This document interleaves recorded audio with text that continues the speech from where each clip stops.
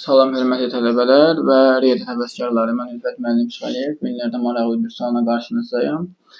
Deməli, bizə deyir ki, 4,2/3 kök altda 4,2/3'ü sadələşdirin. Diqqət eləyək uşaqlar. Kök altda m-2/n şəklində olan ifadələr əslində kökdə s kökdə b-nin kvadratlarıdır. Və burada sən bilməlisən ki, a ilə b-nin hasili verir kökdə n bu hissəni, cəmi verir bu hissəni. Məndə bizim misalda 4,2/3'dür. Yəni məndə m burada 4'dür. M 4-cə, yəni cəmləri 4 olmalıdır. N isə 3'dür. Yəni hasilləri 3 olmalıdır. Elədilər götürməliyəm ki, cəmi 4 hasili 3 versin. Bir növ Viet teoremi adamın ağlına gəlir uşaqlar. Nəysə, indi burada baxıram. Nə ola bilər A, B? Təbii ki, A olar nə? 3, B də olar 1. Yəni 3-ü ilə 1'i toplayanda 4 edir. 3'ü 1'ə vuranda 3 edir. Deməli, onda burada nə yazıram? Yazıram kökdə 3 ise kökdə 1'in kvadratı. Eləmi? Onda 2 ilə bu şey ixtisar gedir. Yerdə qalır kökdə 3 ise kökdə 1. Kökdə 3'ün heç nə çıxmır. Kökdə 3 qalır. Kökdə 1'dən də 1 çıxırdı. Yazıram kökdə 3 plus 1 şəklində.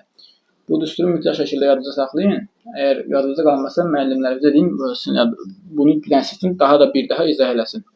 Düşünürəm ki, bu düsturu yadda saxlamaqla bu tip misalları daha rahat şəkildə həll edə bilərsiniz. Video xoşunuza gəldisə bəyənməyi və kanala abunə olmağı unutmayın. Hələlik.